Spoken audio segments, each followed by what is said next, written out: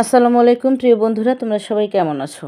তো আজকেও তোমাদের সঙ্গে আমি একটা খুবই সুন্দর মুহূর্তের কিছু গল্প শেয়ার করব। তো চলো যাওয়া যাক। তো প্রিয় বন্ধুরা শোনো, আজকের মূল টপিকটা হচ্ছে আমার ফুফাতো ভাই আর আমি একসঙ্গে লেখাপড়া করতাম ছোট্ট থেকেই। ওদের বাড়ির অবস্থা তেমন একটা ভালো ছিল না। আমাদের ভালোই চলতো, টুকিটাকি আর কি, খারাপ না। আর্থিক অবস্থাটা হালকা একটু ভালো হওয়ার কারণে, যেহেতু আমার ফুপু পারছিল না, তার আর্থিক অবস্থা খুবই খারাপ ছিল, ফুপা অসুস্থ ছিল, যার কারণে আমার ফুপাতো ভাই, ওর নাম হচ্ছে রনিকে বাবার দায়িত্বে দিয়ে দেন। আর আমার মারও কখনো কোনো আপত্তি ছিল না রনিকে নিয়ে, যে যদি মানুষ হয় বাচ্চাটা হয়ে যাক, লেখাপড়া, তারপরে হচ্ছে খাওয়া দাওয়া, থাকা, কাপড় চোপড়, মানে এ টু জেড আর কি, যা লাগে এভরিথিং আমার বাবা বহন করতেন। তো এভাবেই আমরা ছোট থেকে একসাথে বেড়ে উঠি। স্কুল লাইফ থেকে শুরু করে কলেজ লাইফ থেকে, মানে ইউনিভার্সিটি, এই আর কি। তো এতগুলো বছর একসঙ্গে মানে দুইজন বেড়ে উঠলাম, লেখাপড়া করলাম, এখনও করতেছি। আমি কখনো ওর এই ধরনের আচরণ দেখিনি যেটা আমি দেখেছি। আমরা দুজন মানে শুধু লেখাপড়ার সময় একটা রুমে আমাদের দুইজনের দুইটা টেবিল আছে, যে রুমটায় ও থাকে। আমরা লেখাপড়ার সময় জাস্ট আমি এই রুমে থাকি। আর আমি সবসময় কিন্তু মার সঙ্গে শুই, বাবা আলাদা ঘুমান। তো এইভাবে করতেই পড়তেছি তো মার আবার ফোন আসলো, নানু অসুস্থ, বাবা অফিসে, নানু অসুস্থ, মা চলে গেল। যেহেতু আমার লেখাপড়ার চাপ আছে, আমাদের সামনে এক্সাম আছে, তো আমরা তো আর কোথাও যেতে পারছি না। যদি মারাত্মক পর্যায়ে চলে যায় সেক্ষেত্রে হয়তো বা যেতেই হবে, কিন্তু বিষয়টি তেমন ছিল না। নানু অসুস্থ, মাকে যেতে হতো, এই আর কি। বাবা হচ্ছে অফিসে। তো আমরাও মোটামুটি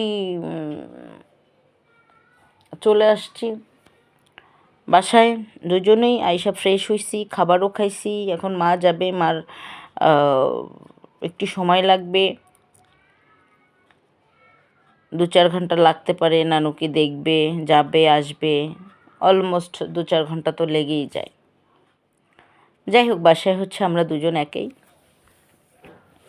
তোরে বললাম যে আচ্ছা, সবাই যখন চলে গেল, তাই আমরা পড়াগুলো শেষ করে নিই। ও বললো আচ্ছা ঠিক আছে, বস না।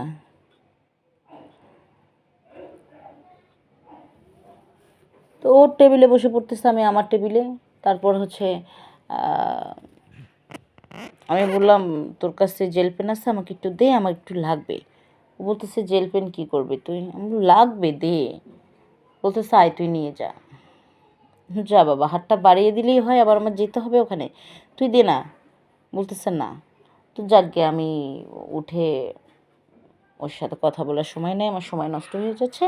এই জন্য আমি উঠে কী করলাম, আমি গেলাম উঠতে, মানে চেয়ারের সঙ্গে বেঁধে আমার ওড়নাটা পড়ে যায়।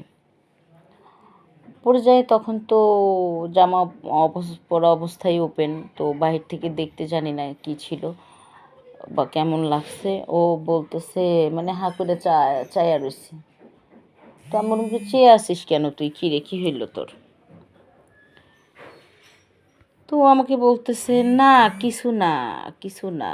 3-4 বার ডাক দেওয়ার পরে বলতেছে না, কিছু না। তো আমি তাকে দেবো, আচ্ছা এ ব্যাপার। তুই নতুন কি, তো মাঝে মধ্যে কথা হয়, এভাবে তো তাকিয়ে থাকিস না। আজকে এভাবে ড্যাব ড্যাব করে তাকিয়ে আছিস। দে, পেন দে। এখন আমি ওর কাছে গেছি, পেন দে। ও বলতেই ও কী করলো, ও আমাকে ঝটকা দিয়ে ঘুরিয়ে নিয়ে কোলে বসালো। বলতেছে বস না। বললাম এসব কী করছিস শুনি, এখন আমরা বড় হয়ে গেছি না? আগে তোর কোলে চড়েছি, উঠেছি, বসেছি, তুই আমাকে কাঁধে নিয়েছিস।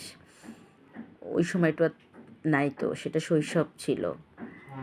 এখন তো আমি অনেক বড় হয়ে গেছি, তুইও হয়ে গেছিস। এখন কি আর কোলে ওঠার বয়স আছে বল? সময় পার হয়ে গেছে, দে পেন দে।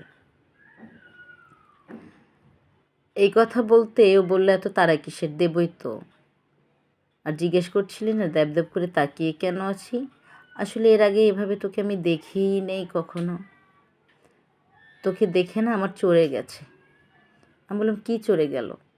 বু- মানে ও আমাকে বিভিন্ন ক্যাটাগরিতে বোঝানোর চেষ্টা করছে, কিন্তু কী যে চড়ে গেছে এটা তোমরা তো বুঝতে পারছো, তাই না? তো এভাবে বলার পর ও কী করলো, ও মানে ওর হাতটা আস্তে আস্তে আস্তে আস্তে মনে করো যে আমার শরীরের বিভিন্ন অংশে নিয়ে যাচ্ছে, দিচ্ছে। তো আমারও কীরকম জানি মানে সুর লাগছে, আবার অদ্ভুত একটা ফিলিংসও আসতেছে।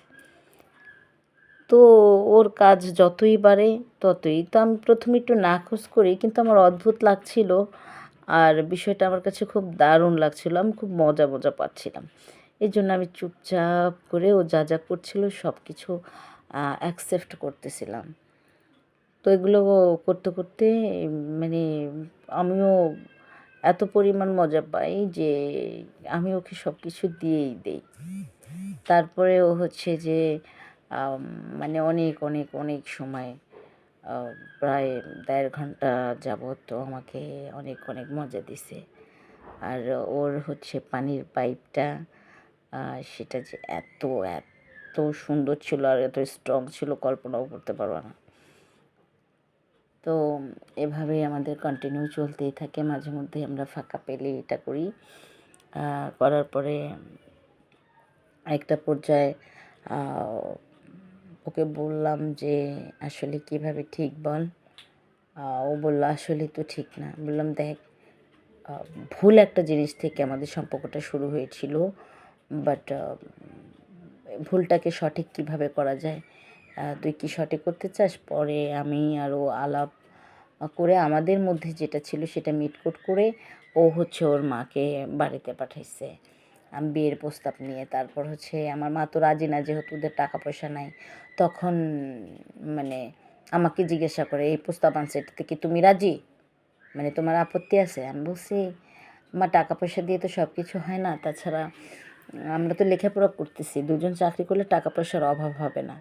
এমনিতে আমরা ছোট থেকে একসঙ্গে বড় হয়েছি, আমার কোনো আপত্তি নেই এই বিয়েতে।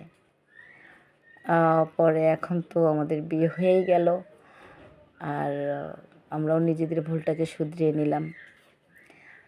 তো সবাই বলবে গল্পটা কেমন ছিল, কেমন। তো আজকে এই পর্যন্তই। সবাই ভালো থেকো, সুস্থ থেকো, আল্লাহ হাফিজ, আসসালামু আলাইকুম।